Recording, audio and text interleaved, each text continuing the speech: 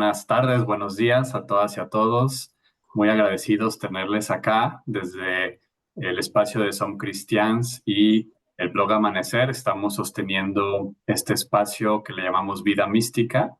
Ya es el esta es la cuarta edición, por decirlo de esta manera, ¿no? Empezamos esta cuarta edición con una segunda ronda de conversaciones, de pláticas que estamos teniendo con personas que vamos invitando. La vez pasada, este mismo año, platicamos en septiembre con Victorino Pérez Prieto, en octubre, mejor dicho, primeros días de octubre. Estuvo bastante interesante, por ahí está ya el video para seguir viendo la conversación. Y en esta ocasión, pues tenemos la oportunidad de conversar con Mardía Herrero, que se conecta también desde Madrid. Y es un gusto, María, que hayas aceptado la invitación para conversar con este espacio y quienes nos vean diferidamente ya una vez que esté el video. Muchas gracias. Es una alegría para mí, ya sabes. Gracias a vosotros. Buenísimo, pues mira, como ya saben, quienes estamos aquí, este espacio de vida mística y particularmente en estas ediciones de Mística Tú a Tú, lo que estamos un poco como explorando es esta noción del testimonio, ¿no? Esta dimensión testimonial de personas que de alguna manera, por decirlo de alguna forma, sabemos por la relación que tenemos de amistad, de contacto, que se toman en serio la invitación del misterio de Dios, ¿no? A veces decimos que de eso se trata la vida mística, ¿no? De tomarse en serio esta invitación, ¿no? De dar ese paso. Y entonces por eso platicamos con algunas de las personas y por eso la primera pregunta que me gustaría hacerte, que es más bien una petición, pues que nos cuentes en tus propios términos, que te presentes, ¿no? ¿Quién es Mardía? ¿Cómo vive este caminar? ¿Qué cosas son importantes para ti? Lo que nos quieras compartir en esta, digamos, como primera apertura de corazón, ¿no? Qué gracias. Siempre es difícil, ¿no? Esta es siempre una pregunta incómoda, porque te obliga como a girarte, a darte la vuelta y dejar de mirar al mundo para mirarte a ti mismo, ¿no? Y no es fácil responder. Entonces, es algo que he venido meditando mucho porque a veces me preguntan, ¿no? ¿Y quién es Mardía? Y le doy vueltas y he llegado a la conclusión de que lo más adecuado es definirse o por las relaciones que tenemos o por lo que amamos, que a veces es casi una misma cosa, ¿no? Yo me siento muy cómoda en la identidad de peregrina y también me siento cómoda en la identidad de madre, que son dos identidades opuestas, porque el peregrino es el que está siempre en movimiento, el que no se para nunca, el que está diciendo adiós o muriendo a cada paso para abrazar un nuevo espacio. Y el arquetipo de madre es justo el contrario, es el que es hogar, el que está siempre parada a la espera de acoger la vida, de cuidar la vida y de cuidar a los que tiene cerca, ¿no? Entonces, como peregrina me definiría como buscadora. He tenido como mucha sed espiritual desde que era pequeñita y como madre pues tengo 5 hijos y me dedico la mayor parte de mi tiempo a cuidar de ellos y acompañarlos en su vida, ¿no? Entonces, estas son las identidades en que me siento más cómoda y luego lo vocacional, porque lo amo mucho, lo vocacional tiene que ver con escribir. Escribir, amo la literatura, amo leer, amo escribir, amo comunicar en la medida de lo posible desde el fondo del corazón. No sé si te vale. Nos vale perfecto. Muchísimas gracias por este primer saque, decimos acá, que ya me imagino posibles conversaciones ahorita con alguna de las personas que están por acá, con Ana, el tema de la maternidad y bueno, todas las madres que hay aquí, pero sabemos que es un tema que particularmente trabaja. Muy bien. Pues mira, vamos a agarrarnos con este tema de la escritura, ¿no? Que creo que además de ser algo que compartimos, creo que es pues imposible, ¿no? Tener una conversación contigo y no devenir en este campo. Eh, Hemos estado en el blog Amanecer también, como comentando algunos de tus textos. Las personas que están aquí ya conocen algunos, incluso hemos leído alguno en algún grupo de lectura que tenemos. Y en uno de ellos, que es el de cómo Santa Teresa me acompañó al sufismo, que tengo por acá, hay pues un muy bello prólogo de Pablo de Ors, ¿no? Que dice algo que me gustaría que nos ayudaras a profundizar. Él nos dice, estoy parafraseando, poesía mística, pues la encontramos por muchos lados, ¿no? Pero prosa mística no siempre es sencillo, ¿no? Esto creo que se relaciona, no porque no se pueda también expresar la vida real, inmediata, cotidiana desde lo poético, ¿no? Pero creo que tiene que ver también, y lo vas de alguna manera desarrollando en tus textos, esta opción también tuya por escribir sobre lo que escribes, ¿no? Que es como una apuesta por escribir lo real, lo que está sucediendo, y como lo has también parafraseándote, ¿no? La realidad, lo que realmente nos pasa, supera cualquier ficción, ¿no? ¿Podrías como aportarnos algo en este ámbito de los temas que escribes, cómo te desarrollas en ese ámbito? Sí, la verdad es que la pregunta es interesantísima. Me sorprende esta pregunta, Elías, porque sí que tengo una vocación por escribir y en particular una vocación por escribir prosa. De hecho, la poesía es como que siempre he sentido que mucho respeto por la poesía, ¿no? Y me parece que la forma más, alguna vez escribo poesía, pero la forma más adecuada para expresar lo que llevo dentro y mi experiencia personal es más la prosa que la poesía. ¿Por qué? Porque el vínculo en lo espiritual que yo siento es como con una mística completamente encarnada. Es decir, que reconozca todas las dimensiones de lo cotidiano, todas las dimensiones de lo manifiesto también. Y entonces es muy difícil expresar la cotidianidad a fondo a través de la poesía, que emplea siempre un lenguaje elevadísimo, ¿no? Y que además se acaba resolviendo siempre en la paradoja o en el oxímoron. Sin embargo, a través de la prosa, pero una prosa muy rimada, una prosa llena de ritmo, se consigue más fácilmente penetrar en el mundo de lo prosaico, llenándolo a la vez de misterio, ¿no? Esta es como, es casi una apuesta propia, la de hacer una... En realidad, en esto sigo sobre todo a Santa Teresa, que hay siempre un debate muy interesante, ¿no? Yo tengo amigos que debaten mucho sobre si tenía una experiencia más elevada en lo espiritual San Juan de la Cruz o una experiencia más elevada Santa Teresa, ¿no? Y entonces muchos de estos amigos dicen, no, es que San Juan de la Cruz llegó a un lugar más profundo o fue capaz de llegar más lejos en el camino espiritual.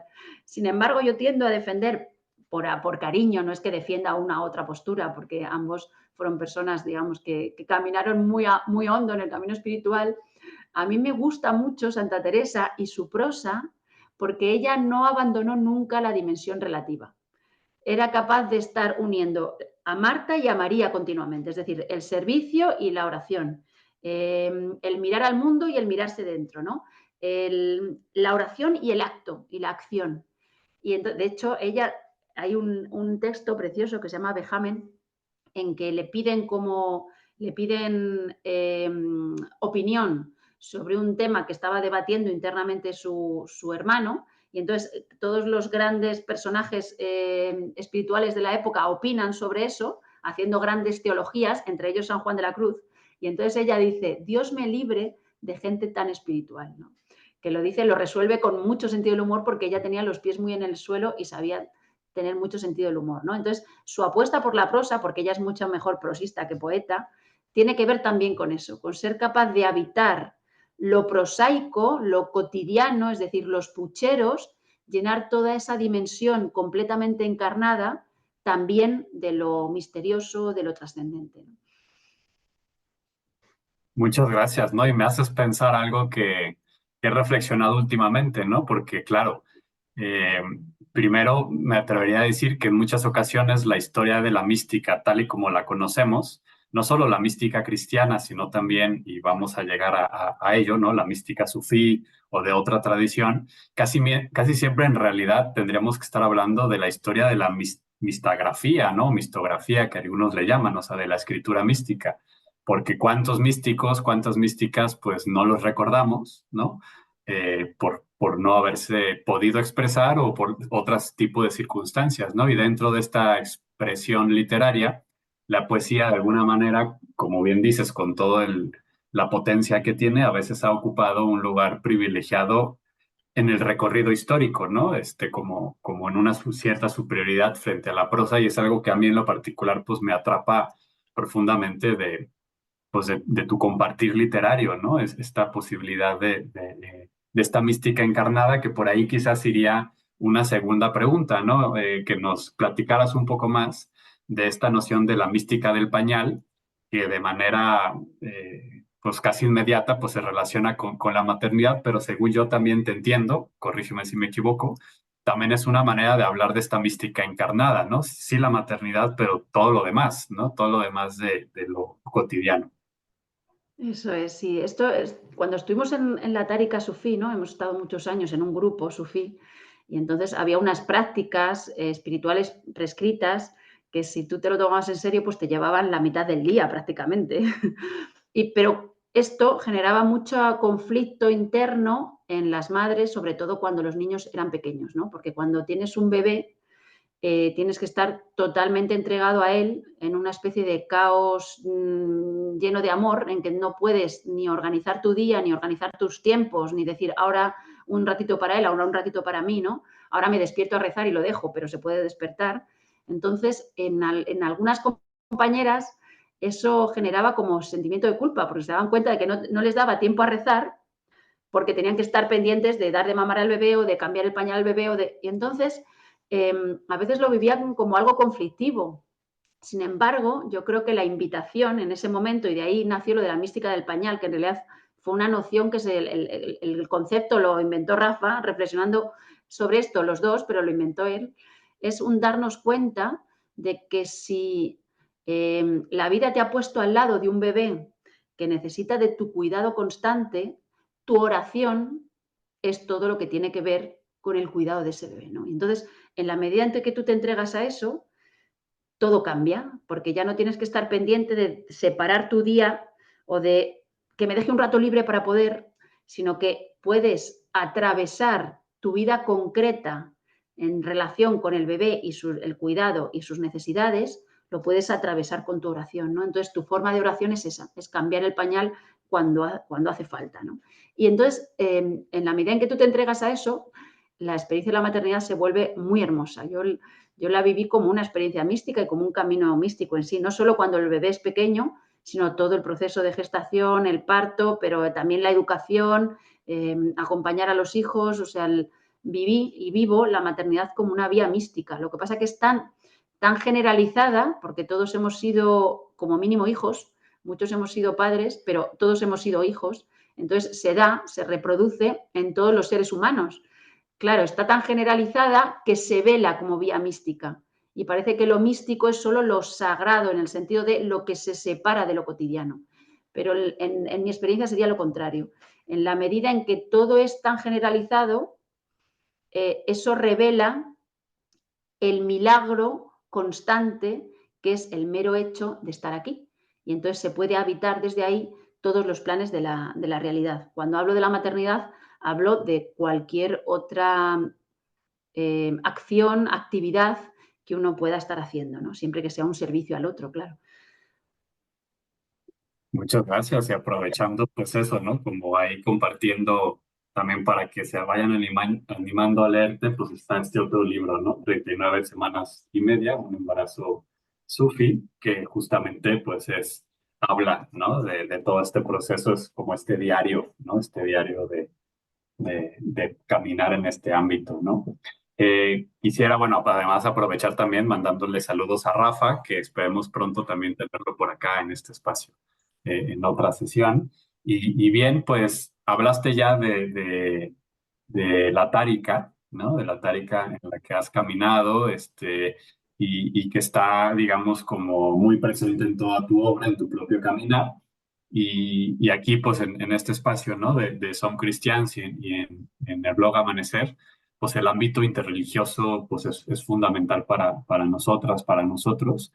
Y sé que también es algo que compartimos contigo, ¿no? Este interés, no solamente, pues intelectual, ¿no? De comparar tradiciones y no solamente en un sentido también de pacifismo, ¿no? De que ojalá las tradiciones se lleven bien, sino que un poco, como decía Panikkar, ¿no? No solamente el diálogo interreligioso, sino el diálogo intrarreligioso cuando sucede en el corazón de una persona, ¿no?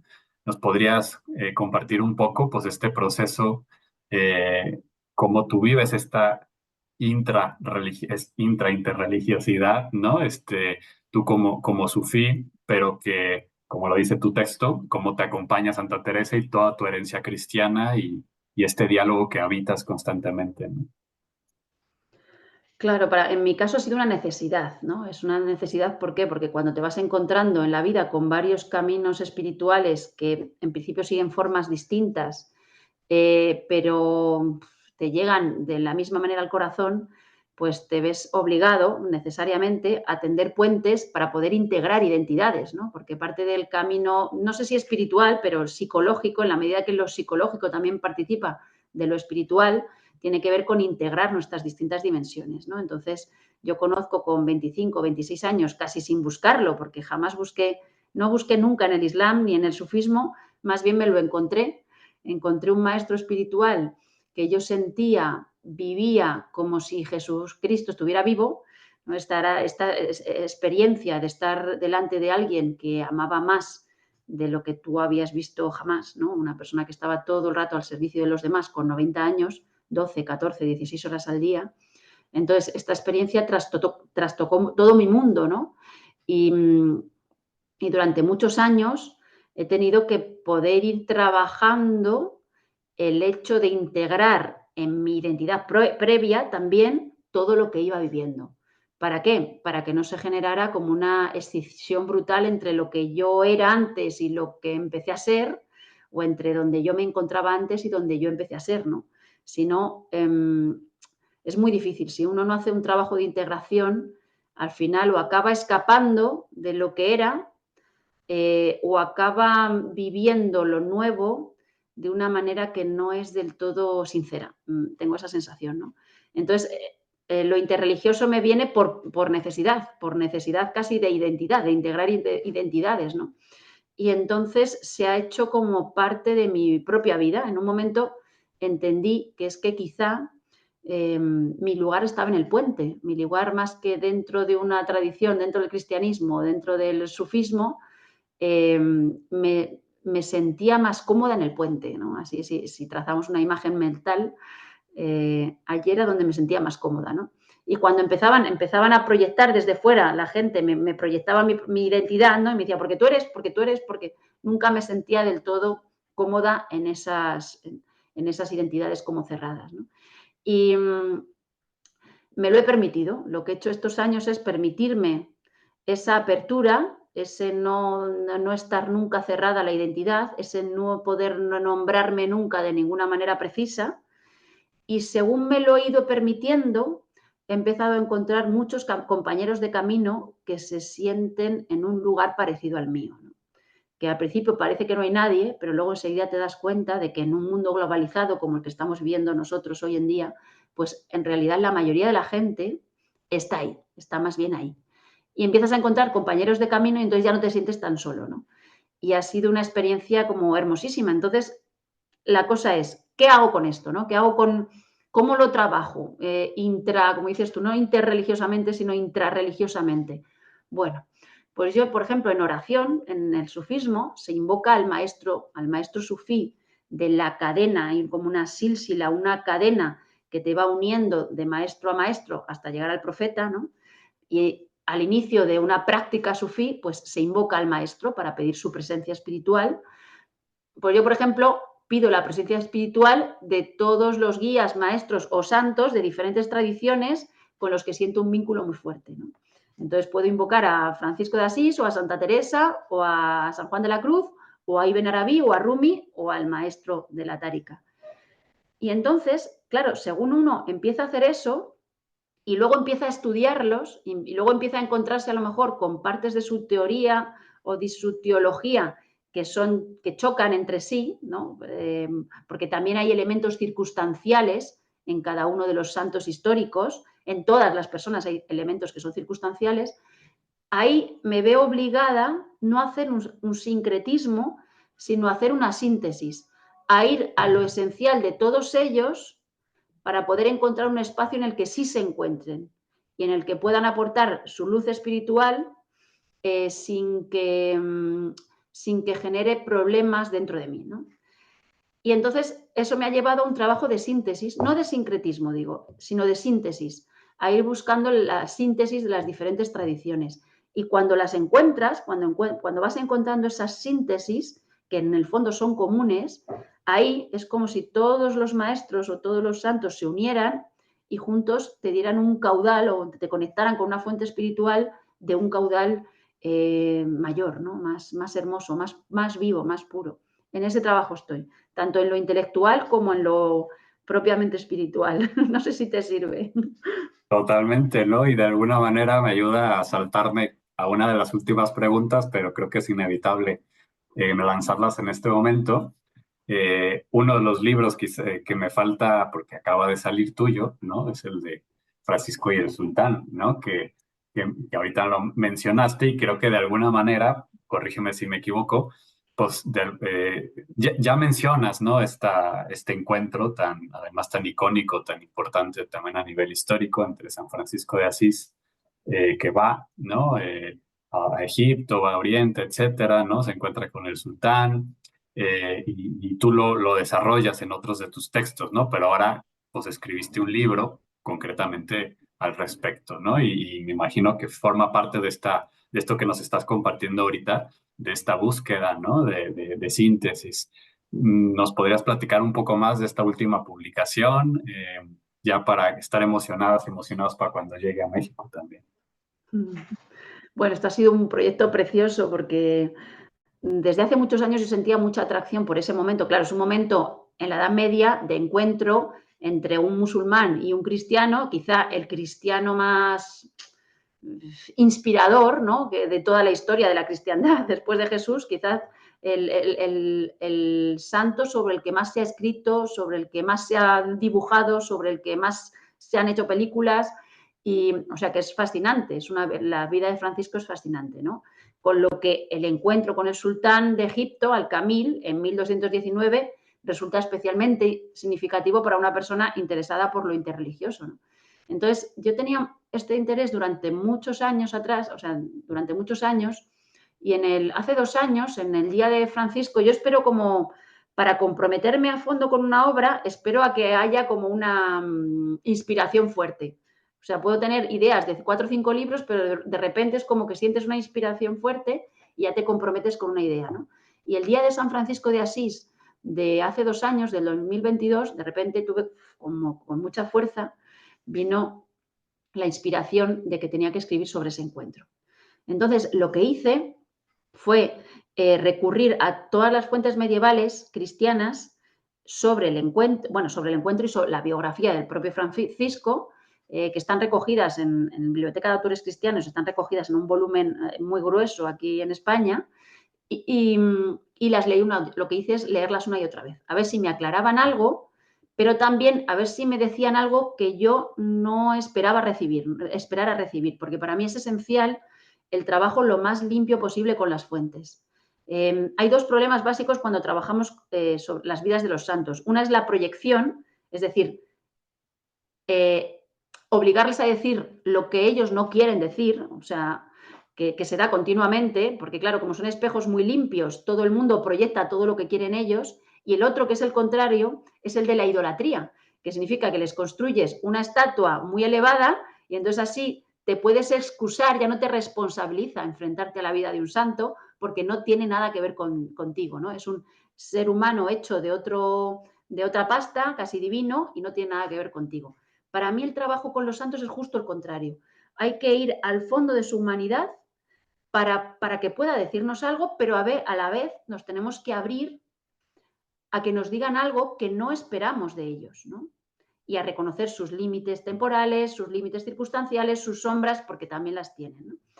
Y entonces, con eso empecé a leer las fuentes medievales, sobre todo la biografía de Chelano y de Buenaventura, las 2 biografías que hace cada uno, pero todas ellas, y a intentar ver qué me revelaban del encuentro entre Francisco y el sultán. Y me di cuenta de que el encuentro en sí permanece velado. Esto es muy normal en hechos históricos especialmente significativos. Tú puedes dedicarte toda la vida a intentar desvelarlos y nunca, o sea, preservan algo de misterio. Esto es maravilloso, porque indica o te viene a decir que hay algo que se oculta al ojo cuando el ojo es solo racional o solo documental, ¿no? Y entonces no se sabe exactamente qué pasó. Sí se sabe, y esto se puede leer a través de las biografías, y esto fue revelador para mí porque lo descubrí leyéndolas una y otra vez, que primero, que Francisco llevó al encuentro con el sultán todas sus vocaciones. Es decir, el encuentro con el sultán fue como la culminación de su vida, de su anhelo, de sus vocaciones y de su misión en el mundo. Porque de pequeño quería ser caballero, porque había ensanchado su corazón hasta considerar hermanos a todos los seres, y entonces el límite de su imaginario estaba en el encuentro con el gran antagonista de la cristiandad, que era el sarraceno, ¿no? Entonces llevó ahí todas sus misiones y esperaba dos cosas. Esto es fascinante porque esperaba o convertirse en mártir, es decir, o que lo matara el sultán y se había preparado para ello, o convertir al sultán. Esto es maravilloso porque, claro, esto ahí nos pone en un límite circunstancial del propio Francisco. Eso en su nivel consciente. En el fondo de su corazón, él no esperaba solo eso, tenía la apertura suficiente como para que pasara lo que él no esperaba. ¿Por qué? Porque él iba con la paz como bandera. Es decir, quería convertir al sultán, quería morir mártir, pero fuera lo que fuera que sucediese, él iba a llegar con la paz como bandera. No se sabe bien qué pasó. Lo que sí parece es que el sultán supo apreciar a fondo las cualidades espirituales de Francisco y que tenía también tenía un grado espiritual el propio sultán. Y entonces parece que le ofreció regalos, le ofreció estar allí una buena temporada y pudieron hacerse amigos. ¿Bien? Claro, para Francisco el sarraceno era el gran equivocado, pero el sarraceno tenía mucho contacto con los cristianos de la época, porque había muchos cristianos en Egipto. Entonces, en ese sentido, se había flipado un poco, ¿no? Pero, y también se conoce otra cosa, se conoce lo que pasó después. Y lo que pasó después es que Francisco llegó profundamente transformado de Oriente. Llegó tan transformado de Oriente que cuando vuelve en 1220, él muere en 1226, esos 6 años, Francisco ya es otro. Nada más llegar, le dice a los hermanos que ha muerto para ellos, imaginaos lo que es esto, se desvincula por completo de liderar la orden, que ya estaba empezando a generar conflictos entre los que querían seguir un espíritu más recto, como el de Francisco, y los que querían como ciertas aperturas. Se separa por completo de la orden y poco después ya se encamina hacia la muerte, es decir, enferma de los ojos, le salen los estigmas, es decir, más fusionado con el mensaje evangélico, no podemos imaginarlo, que le salen hasta los estigmas en las manos y en los pies. Y además monta el Belén en Grecho, compone el Cántico de las Criaturas y se desliza lentamente a través de una infección ocular, se desliza la muerte, completamente entregado ya a la alabanza y como si ya hubiera salido su cabeza, su imaginario se ha salido de su mundo. Es decir, cuando él regresa de Oriente, se le ha abierto tanto el corazón que ya no tiene nada que hacer en la sociedad concreta a la que él pertenecía. Es como que ya está en otro mundo, ¿no? Y por eso se desliza la muerte. Con lo que en cualquier caso, el encuentro entre Francisco y el sultán, que fue un encuentro con el gran otro, no solo ensanchó ya hasta el límite su corazón, sino que en el fondo, porque él funda el Renacimiento, en el fondo ensanchó con eso el imaginario de toda la cristiandad, ¿no? Wow. No, pues creo que nos dejas con muchísimas ganas pues ahora sí que de sumergirnos en esta historia, en esta enseñanza y al mismo tiempo, pues en particular en tu libro, ¿no?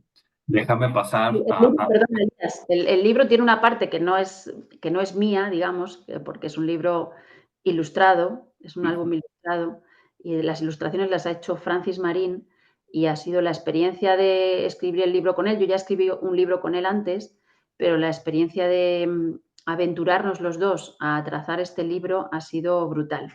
Ha sido como una unión de almas muy profunda, puestos los dos al servicio de una energía que nos hacía sentirnos casi como en casa. O sea, estábamos yo escribiendo y él ilustrando Cuando veis el libro es como un incendio, todo está lleno de luz y ha sido una experiencia muy especial, la verdad, muy, muy especial. Qué belleza. No, pues sí, totalmente. Vamos a saborearlo muy pronto. Tengo por acá algunos otros temas antes de que pasemos a que seguramente ya quienes están escuchando ya están ahí apuntando las cosas que quieren comentar o preguntar. Tengo por lo menos un par más, a ver si tenemos chance de una tercera más.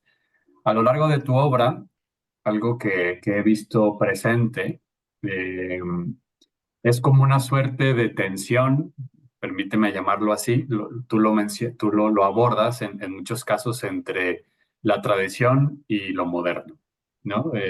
No como una dicotomía, digamos, como exclusivista, o sea, no como que habrá que abandonar o estar viviendo en momentos que no existen, eh, pero sí hay una tensión, ¿no? A veces un anhelo, a veces también una crítica o incluso una invitación a una nueva síntesis, ¿no? A una nueva fecundación de esto. ¿Podrías profundizar en este ámbito? Sí, esto es complejo, la verdad. Yo siento, a ver cómo lo intento explicar, se entiende bien como desde lo simbólico, ¿no? Si utilizo como una imagen. Yo siento que hay una especie de cordón umbilical sutil, invisible, que ata nuestro corazón con todos los seres que han pasado antes de nosotros y se remonta así hasta el origen mismo de la vida, ¿no? Y en el origen mismo de la vida, por ejemplo, en el Islam se insiste, casi todos los capítulos del Corán empiezan por Bismillah y Rahman y Rahim, que significa en el nombre de Dios el compasivo, el misericordioso. Es como si toda la manifestación se hubiera hecho a través del amor. Entonces, este cordón umbilical invisible nos conecta con todos los seres del pasado y nos lleva hasta la fuente misma de la vida, ¿no? Hasta ese amor. De tal manera que la vida continúa, porque la vida es fluida y atraviesa cambios constantes, renovaciones constantes y todo se renueva cada vez, por un lado, pero por otro lado, esa renovación constante nunca pierde la conexión con ese hilo. Para mí, ese hilo hacia atrás sería toda la tradición. Y la modernidad sería también la llamada a estar atentos a por dónde sopla el espíritu ahora, es decir, qué quiere la vida concreta ahora en su renovarse constante, qué es lo que quiere de nosotros. Con lo que esto, el otro día estuve leyendo el Elogio de la Sencillez, Elogio de la Sencillez de Raymond Paniker, que es un libro precioso, y él insistía mucho en esta idea también, en que cuando habla del arquetipo del monje, en que no se puede abandonar toda la forma tradicional de monacato, pero a la vez hay que acoger la petición concreta que nos está lanzando la vida actual a nosotros, ¿no? Y esto, por ejemplo, en el propio Francisco se ve muy bien. Él, con sus propias intuiciones y su trabajo espiritual, conectó con una nueva forma de ser monje que no existía antes, que eran monjes que empezaron a predicar, antes ora et labora, es decir, trabajaban y oraban, pero en esta época, siglo XII-XIII, empieza a surgir una nueva forma de fraile o de monacato, que es un monacato más vinculado también con la predicación, ¿no? Es decir, sin negar nada de lo que había venido antes, con lo que estamos llamados a acompañar a la vida en su nacer moderno y en su devenir moderno, pero sin dejar de conectarnos, sin romper el cordón umbilical que nos hace remontarnos a través de nuestros antepasados a la fuente, ¿no? Y yo creo que toda síntesis tiene que tener en cuenta ambas dimensiones, ¿no? Por eso ir a lo esencial es importante, porque puedes hacer un discernimiento entre lo solo epocal y las verdades que son eternas, ¿no? No sé si me explico. Me parece que sí, ya nos dirán aquí quienes nos escuchan. Creo que esto se conecta con otras cosas que has dicho antes, con otro de tus textos, ¿no? Que nos regalaste por allá, a Ana Belén y a mí, cuando los visitamos, ¿no? Amarás hacia una hermandad transversal. ¿Nos podrías contar? Porque bueno, ahorita que mencionabas este cordón umbilical, etcétera, pues me remitió inmediatamente a este concepto. ¿Nos podrías, bueno, y que entiendo que de alguna manera también se conecta muchísimo con eh, esto que nos platicaste del momento existencial, espiritual en el que te encuentras, de este trabajo de síntesis, ¿no? ¿Qué entiendes por hermandad transversal? Sí, mira, primero en el libro, en Amarás, lo que intento es como descubrir sí, poner sobre la mesa la necesidad que tenemos en el tiempo actual de dos cosas, ¿no? Y por eso utilizo también esa metáfora del hilo, ¿no? Del hilo invisible, del hilo de oro, este cordón umbilical del que estamos hablando. Por un lado, necesitamos conectarnos con la misericordia que hay en el origen como humanidad, o sea, ya no solo como seres humanos concretos, individuales, sino como humanidad, y a la vez necesitamos conectarnos con todas esas, con esa red, ¿no? Lo que los renacentistas llamaban el anima mundi, el alma del mundo, con esa red que nos convierte en seres relacionales y que nos entrelaza con todo lo de la creación. O sea, aquí no solo los seres humanos entre sí, sino todo lo manifiesto. ¿Vale? La madre tierra, los árboles, los animales, todo lo manifiesto. ¿Bien? Y porque es desde ahí, desde donde se puede como trabajar para que el mundo no acabe de destruirse, ¿no? Básicamente, esto es lo que siento, que tiene que haber un trabajo de eso. Siendo así, el libro también es como la revelación de una experiencia que yo he tenido en los últimos años, que es el de encontrarme con hermanos de camino a los que sentía como pertenecientes a una especie de racimo común de almas y que muchas veces pertenecían a formas religiosas o incluso formas no religiosas concretas muy diferentes a la mía. Es decir, como si me uniera más, me sintiera más unida a un hermano cristiano, a un hermano budista o a un ateo en función de algo más sutil que a un hermano de la misma tradición que yo que no comparte eso sutil, ¿no? Es simplemente hablar de esa hermandad como una hermandad transversal. Y entonces hablaba de una serie de puntos que yo creía que teníamos en común, ¿no? Con las personas con las que me había encontrado, y algunos de ellos era como el intento de recuperar una unidad de fondo a través de la propuesta de tender puentes entre la psicología y la espiritualidad, entre la ciencia y la mística, entre lo masculino y lo femenino, entre la vida y la muerte, es decir, ir tejiendo diferentes puentes para como experienciar como la unidad de fondo que late detrás de todas las cosas. Muchas gracias. Y última pregunta de mi parte antes de abrirlo aquí a la conversación, solo como para rescatar también otros de tus textos, el de Peregrino, que es tu historia, ¿no? Para quien no conozca el libro de María haciendo el camino de Santiago, ¿no? Y bueno, es también recomendadísimo este texto. Aquí hablas de algo que me parece muy, muy bonito como para de alguna manera cerrar esta primera parte de la conversación e iniciar la segunda, que tiene que ver con cómo terminaste o cómo entiendo yo, pues que según nos narras, cómo terminas este proceso en este libro, que es una María de buscadora espiritual, como bien nos mencionabas, en tus veintitantos, yéndote al camino de Santiago y al final con una profunda experiencia espiritual que te marca, que te trastoca internamente, pero al mismo tiempo un deseo y una petición explícita a Dios de encontrar una concreción, ¿no? Así creo que incluso lo mencionas, ¿no? Cómo concretar, cómo vivir en lo concreto, que lo conecto con la mística del pañal y demás.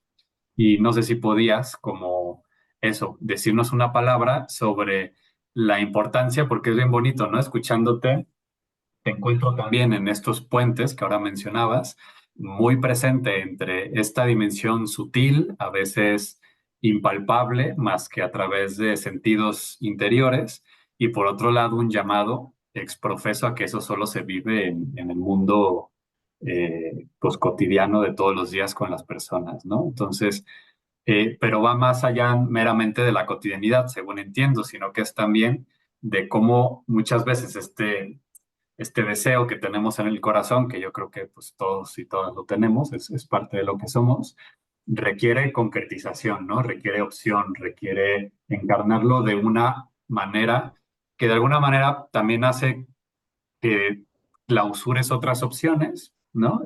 Pero también no poner el corazón en un lado, llámese esto familia, tradición, espacio-tiempo, pues el deseo se queda en eso, ¿no? En un fuego, pero que a veces, pues en eso, ¿no? Quizás como invitación, ¿no? Quizás como invitación para cerrar esta primera parte, ¿qué nos puedes decir de la importancia de concretar el llamado espiritual, el llamado místico?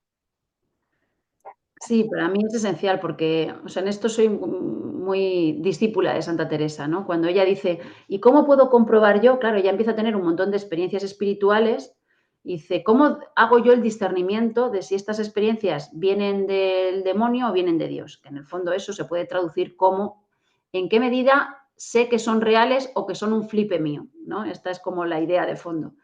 ¿Y cómo se hace eso, ese discernimiento? Pues ella llega a la conclusión enseguida de que la clave es que devengan en obras.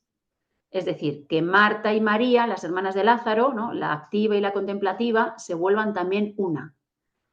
Esto es, para habitar la unidad de verdad, tienen que crecer tanto las ramas como las raíces, ¿no? Así como es arriba, es abajo. En la Cábala esto se trabaja muy bien también, ¿no? Porque se dice que Keter es Malhut, es decir, la corona, que es la dimensión, la Sefirot más elevada, es el reino, que es el material, ¿no? La dimensión más material.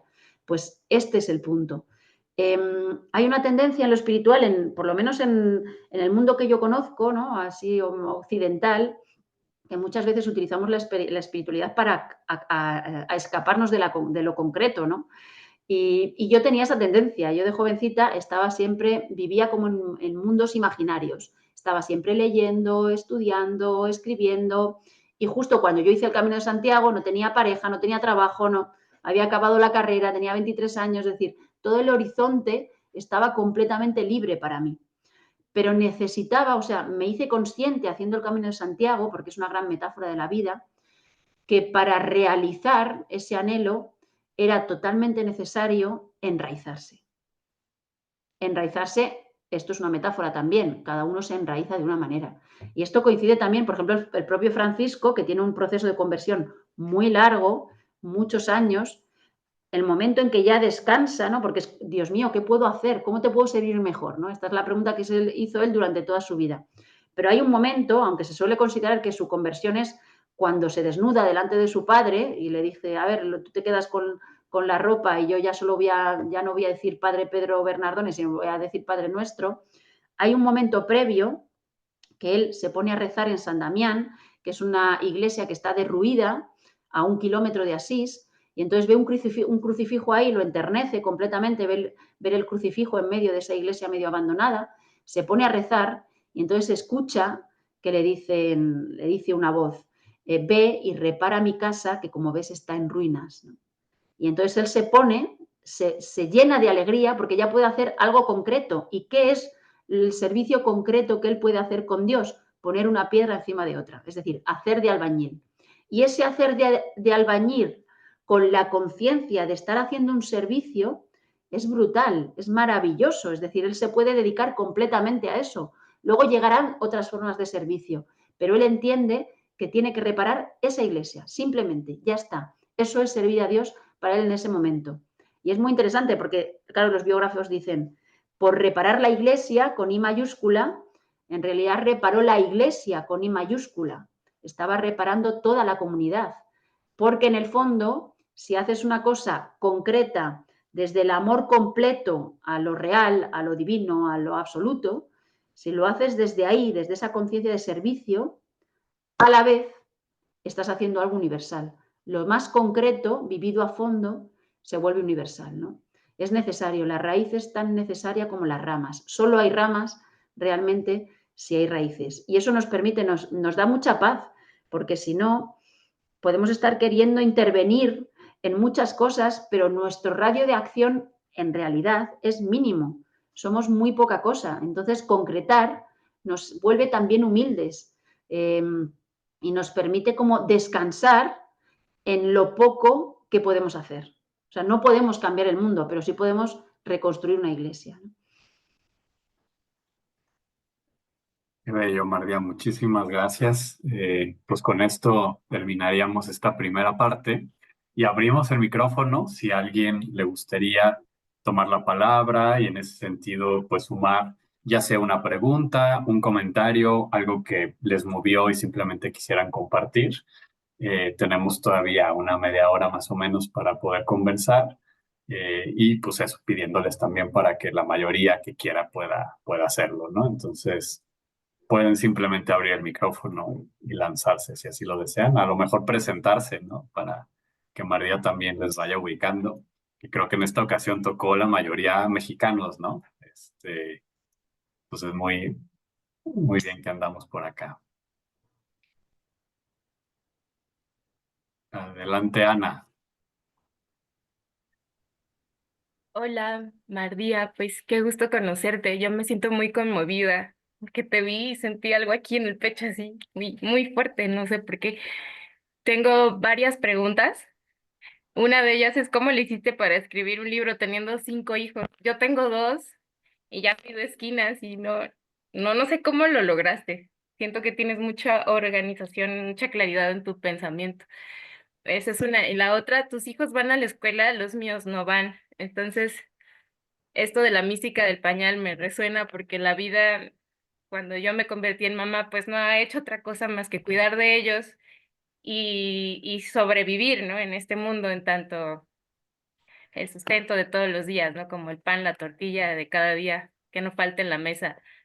Y se me hace un reto cómo ser, o sea, no dejar ese cuidado que no están, mira, están pegados a mí todo el tiempo. Y pues eso, ¿no? ¿Qué consejo me puedes dar como mamá con 5 hijos en estos tiempos, pues como los vivimos, la modernidad y todo lo demás? Y pues nada, saludarte, qué gusto conocerte. Muchas gracias. Estoy bien emocionada. Qué bonito, Ana, muchas gracias. Hola, ¿cómo se llama? Se llama Nisa. Saluda. Nisa. Hola, Nisa.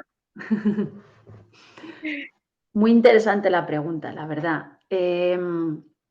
Lo de escribir con 5 hijos es que escribir es como ineludible para mí. O sea, no puedo renunciar a escribir.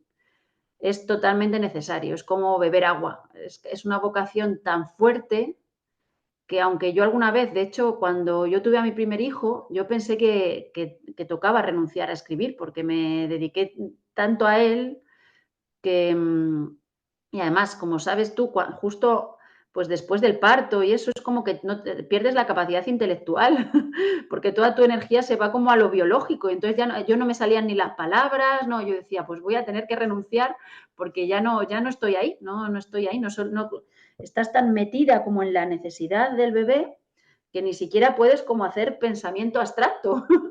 y, y entonces llegué a pensar que iba a renunciar, ¿no? Y recuerdo que se lo dije a mi directora de tesis, estaba haciendo la tesis yo en ese momento, y me dijo, ella era una mujer bastante sabia, y me dijo, tú tranquila, espera 6, 7 meses, ya verás cómo vuelven las ganas de escribir. Y efectivamente volvieron, ¿no? Y entonces, ¿cómo lo hacía? Como yo no tenía tiempo para escribir, no podía generar una estructura, sobre todo cuando son muy bebés. Hola, yo no tenía tiempo para salirme de mi vida cotidiana, generar una estructura compleja con capítulos así muy sesudos y ponerme a escribir una obra desde ahí, ¿no? Entonces dije, yo esto no puedo, pero sí puedo hacer una cosa, puedo hacer un diario. Sí puedo Mm. comprometerme con un diario y escribir 10 minutos al día, eso puedo hacerlo, hasta ahí llego. Entonces, por ejemplo, 39 semanas y media, que es el diario de un embarazo, lo escribí en formato diario porque era la única estructura que yo podía permitirme. Para lo demás hacía falta un esfuerzo que yo no podía, con el que no podía, ¿no? Y luego, y entonces así fue saliendo, porque cuando una vocación es tan fuerte, es como que no se calla, ¿no? Eso es una vocación, no se calla, ¿no? Y así, empecé así. Ahora poco a poco voy haciendo libros un poco más elaborados, pero la mayoría son libros muy cortitos y publico uno al año, es decir, en realidad no me da para escribir un libro muy gordo, muy sesudo, ¿no? Y luego mis hijos sí van a la escuela. Como son 5, y mira que yo soy profesora del sistema educativo también, y todo esto me problematiza mucho y no es nada fácil para mí. En el colegio los niños han estado muy bien, han tenido profes estupendos, pero yo sé que el sistema está muy limitado. Sin embargo, van al colegio, van ellos de 9 a 2, van al colegio, han ido al colegio los 5, al colegio que nos pillaba más cerca de casa, es decir, no hemos elegido en función de la pedagogía, sino que cuando tienes 5 al final necesitas ponértelo lo más fácil posible y, y ya está. Y entonces, ahora sí, teniendo yo media jornada en mi instituto, pues tengo un par de horas todos los días, tengo un par de horas para escribir o estudiar, yo a solas, ¿no? Tengo 2 horas al día. Esto ahora ya, ¿no? Mientras han sido bebés, porque no han ido a la guardería, no han ido, hasta que el más pequeño o la más pequeña han tenido 3 años, pues siempre ha habido bebé en casa, pero últimamente sí que tengo un poquito más de espacio para poder escribir y para poder estudiar.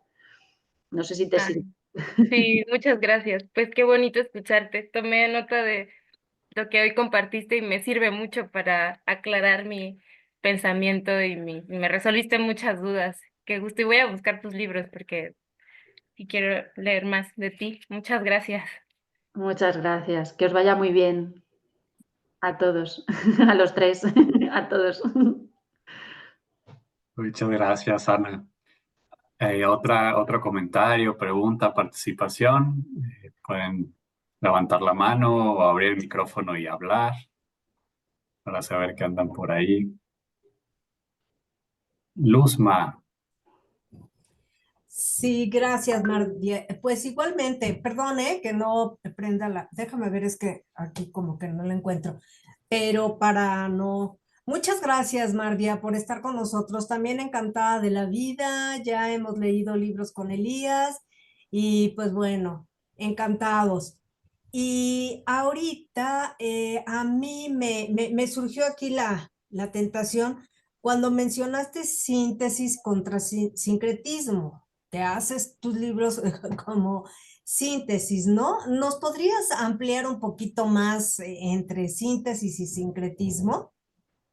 Sí, hablaba más, bueno, esto es que el otro día leí el libro este de Paniker, lo explica él mucho mejor que yo, pero bueno, sincretismo es como ir cogiendo diferentes cosas y la síntesis es ir al fondo, intentar ir al fondo de ellas, ¿no? Más que ir cogiendo diferentes cosas de diferentes tradiciones, intentar ir al fondo de ellas. Puedes pertenecer a varias a la vez, pero siempre y cuando el compromiso sea no con coger lo que te gusta de cada una, sino con intentar tender los puentes yendo al fondo de todas, es decir, yendo al manantial de ellas, porque en el manantial, si te remontas hasta el manantial que las vio nacer, ahí el agua es común, ¿no? Esa sería un poquito la idea. Gracias, María. Gracias. muchas gracias, Luzma. ¿Alguien más quisiera comentar algo, alguna pregunta, reflexión que haya surgido a partir de lo escuchado?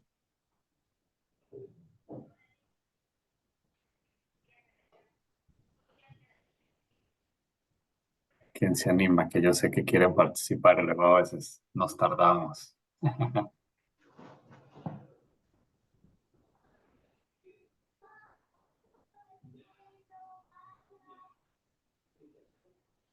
Margarita, Tere, Carmen, Diony, Sergio, qué gusto verte por acá.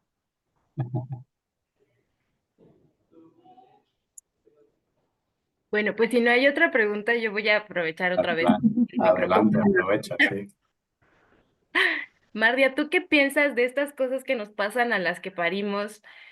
A mí, yo me enfermé después que nació mi hija, el parto. Yo parí a los 2 en mi casa, nunca fui al hospital, o estuve aquí con una partera. Bueno, en México es distinto, también lo de la no escuela es posible, es legal, o sea, legalmente no me pueden aprender por no mandarlos. Igual parí aquí en la casa, no los he vacunado.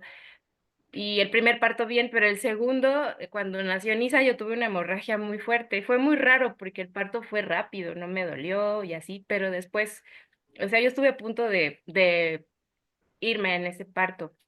la libré porque mi partera tenía mucha experiencia, pero de ahí yo me enfermé y no sabía por qué, pues yo siempre me consideré muy sana y a raíz de eso me empecé a interesar y la vida empezó como a mandar señales de comida, como de hacer comida, como que ahí va a estar la salud y eso marcó como pauta de una cosa que es inquietud hasta ahora.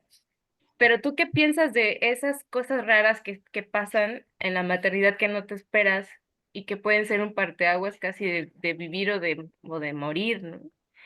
Porque es fuerte y a veces yo no sabía como qué pasó, si es una cosa ancestral o tú qué piensas de esas cosas que nos pasan. O sea, yo creo que es que la maternidad es en sí una muerte. Entonces hay una emergencia de cosas nuevas, que no solo es el alma de un bebé que entra y que revoluciona toda tu vida, sino también de todo lo demás, ¿no? Porque de hecho parto, parto en el fondo es partirse en dos, ¿no? La experiencia del parto es una experiencia de me voy a morir, o sea, lo veo que me voy a morir, pero tengo que abrazar. La vida viene con tanta fuerza, hay una fuerza que es ajena a mí y a mi voluntad, que se va a imponer y que va a hacer que el bebé salga y entonces yo me voy a morir, pero tengo que abrazar eso, ¿no? Es esta sensación, ¿no? Que hay un momento en que ya no puedes dejar de empujar, pero sabes que tu cuerpo se va a romper, ¿no? Y acabas dejando que tu cuerpo se rompa. Y es que realmente se rompe, ¿no? Aunque luego después el bebé nazca y tú, pues parece que sobrevives a ello y ya está, y te vas recuperando, en realidad te mueres, ¿no? Te mueres también con cada parto, porque nace un ser humano completamente nuevo. Y yo creo que también pueden emerger muchas cosas que permanecían latentes, sabe Dios, si ancestrales, como dices tú, no se sabe muy bien, pero hay cosas que permanecían latentes que de repente el nacimiento de un bebé las puede sacar a la luz, ¿no? Y hay experiencias de todo tipo. Yo recuerdo cuando nació mi tercera hija, tuve unos días de mucho dolor por ser consciente de que ese ser tan hermoso que acababa de dar a luz y al que amaba tanto, un día se iba a morir, ¿sabes? O sea, la sensación de la fragilidad de la vida de ese ser humano que yo amaba de repente tanto, porque claro, estás tan emocional en esos momentos que me tuvo días, y no me ha pasado con los otros cuatro, no me ha pasado, no he tenido esta experiencia, pero con ella sí, ¿no? Esta conciencia, darme cuenta de que la vida para ella también iba a ser completamente fugaz y un día se iba a morir después de estarla observando yo, pues fue muy doloroso, ¿no? Es misterioso. La experiencia de la maternidad es siempre misteriosa y a veces trae emergencias con las que no contabas. O sea, son aperturas que tú no sabías que iban a llegar, ¿no? Sí, sí, sí, entiendo eso totalmente. Muchas gracias, María. Gracias, Ana. Tere, ¿querías decir algo?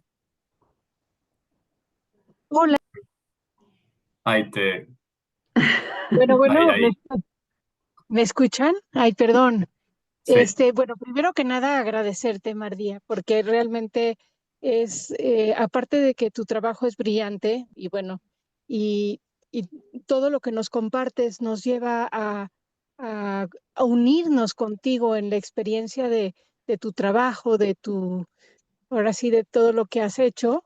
Y además nos abre la puerta, o sea, con tu trabajo, abres la puerta para una realidad en la que de alguna manera podemos visualizar la mística mucho más lejos que lo que se hace normalmente al hablar de ella.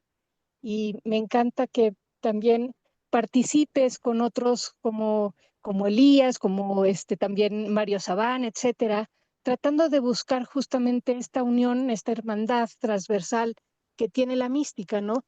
Que creo que es un factor importantísimo para recobrar el lugar del ser humano en la historia, ¿no? A partir de vivir unidos a ese misterio que todas las tradiciones de alguna manera comparten. Entonces, pues yo te estoy muy agradecida y sí te lo quería compartir. Lástima que como tuve que manejar, entonces este, me costó trabajo compartirlo. Digo, darte las gracias. Y también quería como, eh, pues preguntarte, eh, ¿qué ves tú como esperanza en la mística, en este compartir de la mística de hoy, como una esperanza para el futuro de la humanidad en general, ¿no? O sea, veo que utilizas esta parte ecológica ahorita como esta mística ecológica, también podríamos decirlo con esto de Francisco que escuché ahorita, me encanta, pero también, ¿dónde pondrías tú la esperanza en esta mística? Bueno, es que eso es curioso porque es un tema que salió.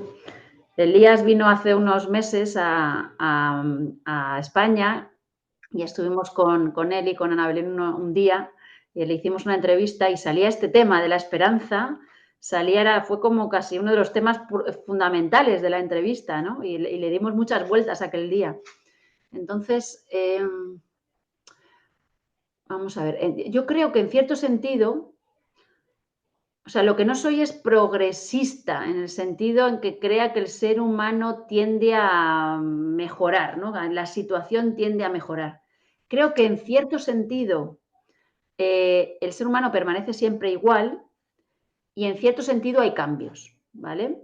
Es decir, o estas ideas nuevas, ¿no? De que se va abriendo la conciencia es cada vez más elevada o cada vez más profunda. En cierto sentido sí y en cierto sentido no. Es decir, las posibilidades de hacer el mal y del mal en la historia humana y en la actualidad humana siguen intactas. No nos hemos hecho mejores como seres humanos, ¿no?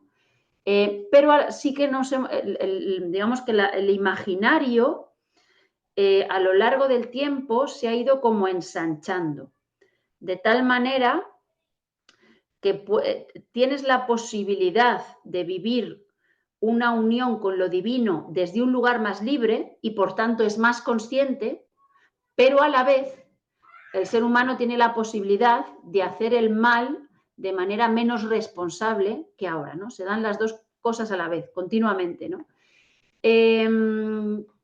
Entonces, lo primero es como el ejercicio de aceptar esto, aceptar como que, pues que el mal es parte de los ingredientes con que estamos hechos los seres humanos, en primer lugar. Y en segundo lugar, sin embargo, una vez que hemos aceptado eso, a la vez, como seres humanos concretos, somos completamente responsables de intentar hacerlo lo mejor posible en el mundo y en el espacio concreto en que nos ha tocado, ¿no?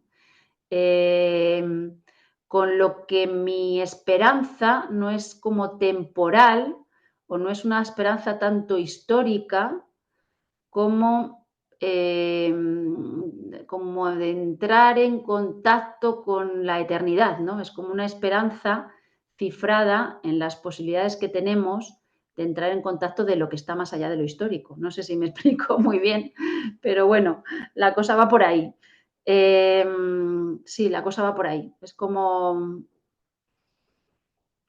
Me gusta cómo lo planteas y bueno, también sería preguntarte esa esperanza social, digamos, porque ahorita más o menos quedó como en esta esperanza personal, pero me gustaría como ¿cómo lo visualizarías en una esperanza social? O sea, grupal o sí, porque tenemos esta conciencia de estar unidos con la trascendencia, unidos con Dios, ¿no? Pero ¿cómo lo verías a un impulso social, ¿no? Una esperanza Yo creo que la clave está, en ese sentido, la clave está en poder conectar con el amor que hay en el origen. Es decir, con esa misericordia o compasión primordial, que esto en árabe se dice continuamente en los capítulos del Corán, casi todos empiezan por Bismillahirrahmanirrahim, como he dicho antes, en el nombre de Dios, el compasivo, el misericordioso, se suele traducir así, pero las dos raíces RHM tienen que ver también con el útero materno, con la matriz, es decir, en la medida en que somos capaces de conectarnos con ese amor original, conectamos con el amor que es la fuerza que une todas las cosas y que une en un abrazo a todos los seres. Entonces, cuando esto se da, pues la experiencia de lo comunitario se vuelve algo similar a la experiencia de lo familiar, del amor maternal o del amor fraterno. pero hay que hacer el ejercicio de contactar con ese amor, ¿no? Es necesario hacer el ejercicio de contactar con ese amor. Para mí la esperanza tiene que ver con eso, con retornar a una noción materna de la divinidad. Ahora mismo siento que la llamada de los tiempos tiene que ver con eso. Y desde ahí se puede entretejer una sociedad más relacional, menos como hecha pues, de liderazgos y de individuos y como más comunitaria, ¿no? Una trama más comunitaria. Ojalá. Totalmente de acuerdo. Muchísimas gracias. Muchas gracias, Tere. Gracias, Tere. ¿Alguna otra intervención, comentario, pregunta en estos minutos finales que nos van quedando?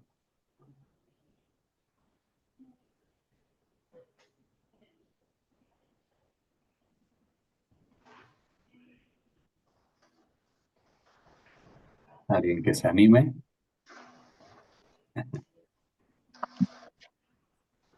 Bien, si no es el caso, me gustaría quizás cerrar con una última pregunta y una invitación, ¿no? Sí, yo. Entonces, Adelante, Diony.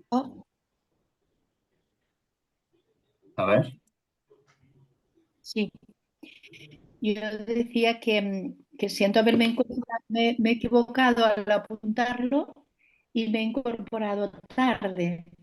Entonces no he podido escuchar todo el grueso de la conferencia. Ahí la perdimos. Sí, sí. Traía muy mal internet.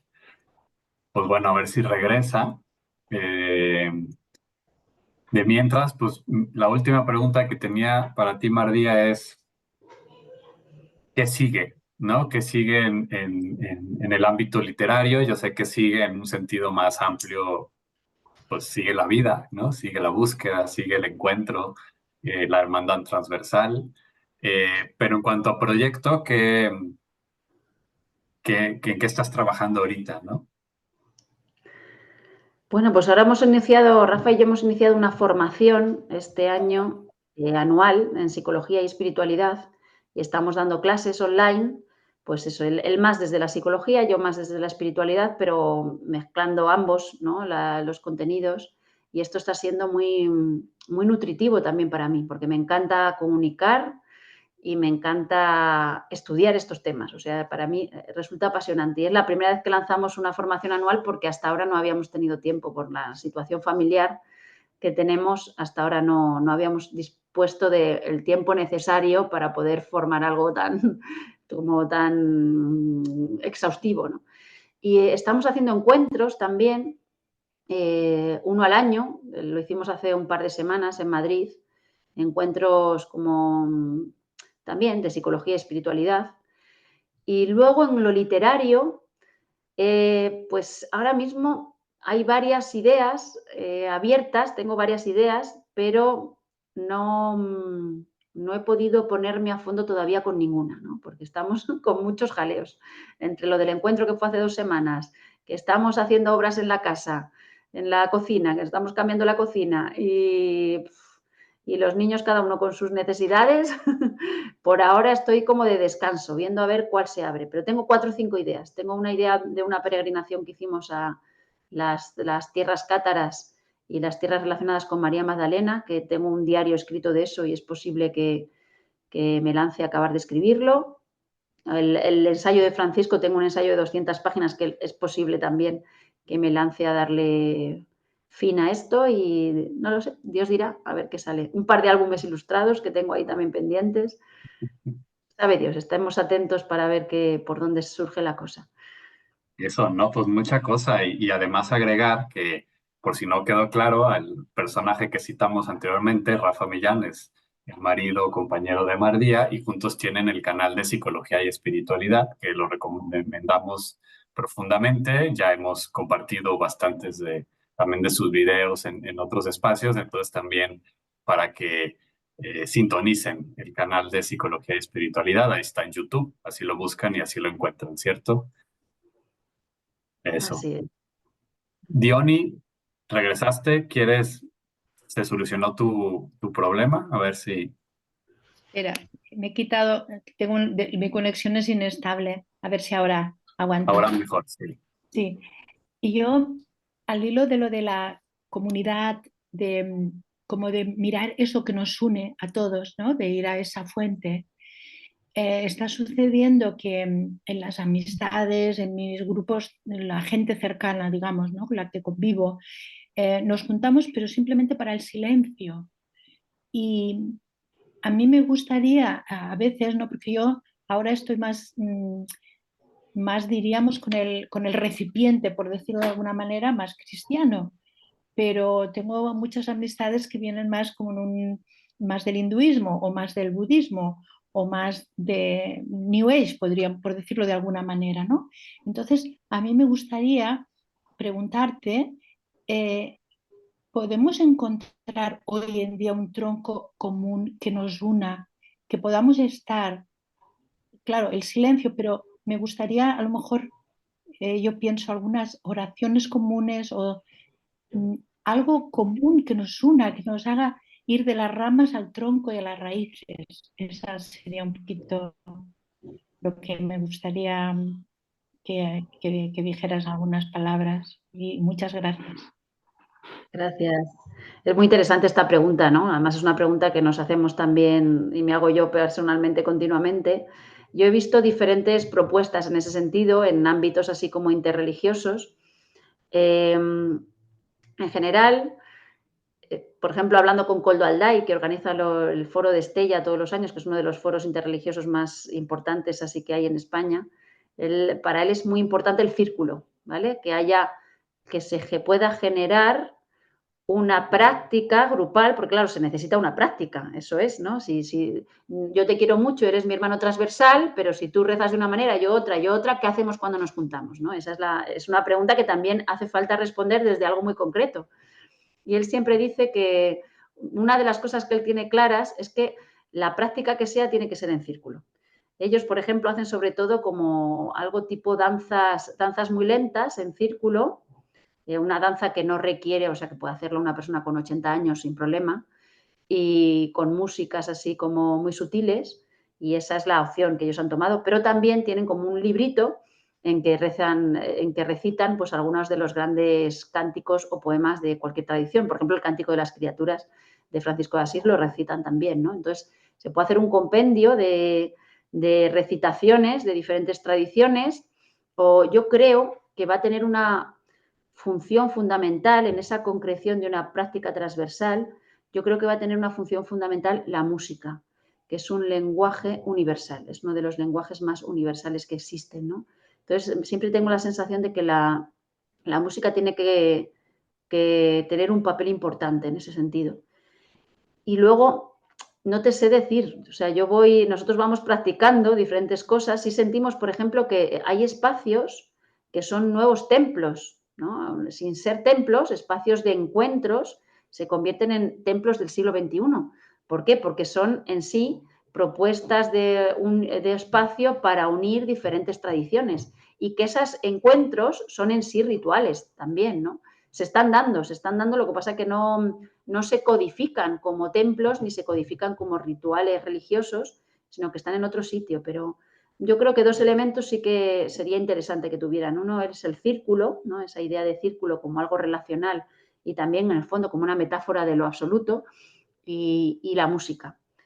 Y no te sé decir más. Nosotros vamos practicando con cosas, por ejemplo, la recitación de nombres divinos, de atributos divinos en el sufismo, entra también fácilmente, ¿no? Porque en vez de decir Allah o decir Hak, que significa verdad en árabe, pues puedes decir amor, amor, amor, amor, y repites acompañado de música, amor, amor, amor, y también puede funcionar, o gracias, gracias, gracias, ¿no? Entonces, también la recitación de mantras que sean en los que se sientan cómodos los diferentes integrantes pueden ser interesantes, ¿no? Ahí te lo dejo. Estoy con la misma pregunta que tú.